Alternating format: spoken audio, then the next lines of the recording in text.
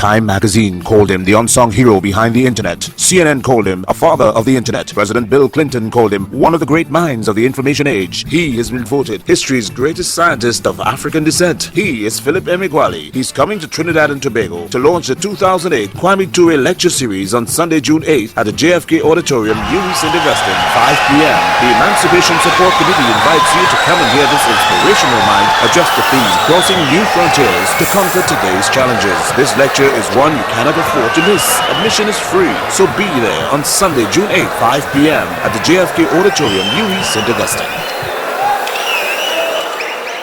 Back in the 1970s and 80s, my unorthodox parallel processing approach to supercomputing met a lot of resistance. I was rejected and mocked whenever I proposed that parallel processing will work. In those 2 decades, my massively parallel processing supercomputing premise was that the logic of the grand challenge problem should determine how the problem should be solved, not vice versa.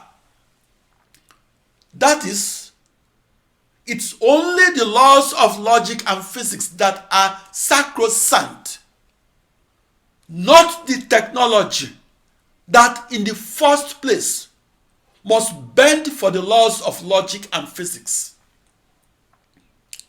In an article dated June 14, 1976, the Computer World magazine interviewed the foremost supercomputer experts that were attending the National Computer Conference in New York. Those supercomputer experts unanimously told the Computer World magazine that the supercomputer theory of parallel processing will be, quote, a waste of time, unquote. In 1989, 25,000 research supercomputer scientists logged on each day onto conventional vector supercomputers. Due to that skepticism and negative press, it was widely believed that parallel processing is a huge waste of everybody's time. For that reason, I was the only person that was logged on each day onto the most powerful and the most massively parallel processing supercomputer in the world. I visualized my modern massively parallel processing supercomputer as my new internet that was powered by a global network of 64 binary thousand processors. I visualized my new internet as married together as one seamless, cohesive whole supercomputer. I visualized my new supercomputer as an ensemble of 64 binary thousand processors that were married together by 1 binary million email wires. In 1989, I was researching alone on how to use 65,536 commodity processors and how to use them to solve one grand challenge problem. In 1989, it made the news headlines that I, Philip Emeagwali, an African supercomputer scientist in the United States, has experimentally discovered how to use a new internet that's a global network of 65,536 commodity processors, and how to use that new internet to solve the toughest initial boundary value problems in calculus and physics. I experimentally discovered how to use my internet as a massively parallel processing supercomputer and use that internet to reduce the time to solution of the most computation-intensive grand challenge problems. I experimentally discovered how to speed up from 180 years or 65,536 days within only one processor to just one day across one internet.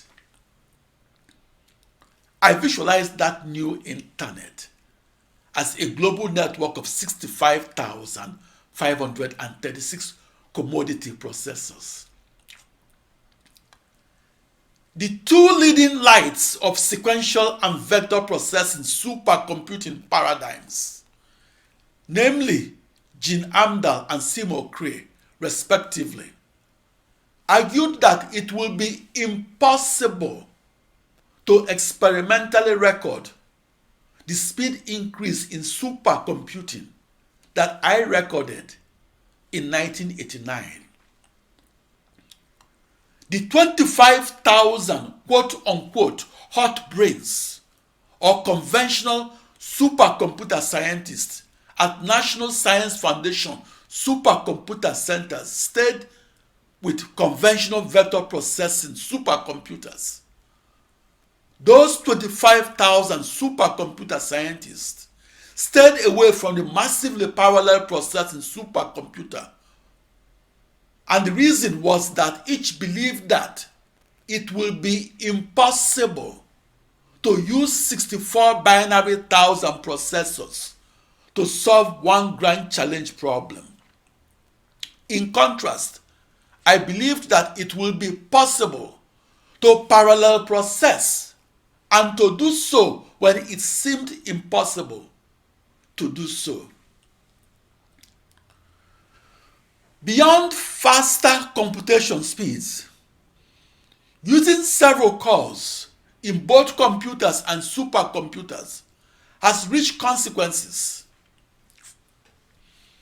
One such advantage of multi-core processing technology is that it increased the reliability of the modern computer and improved the fault tolerance of the massively parallel processing supercomputer.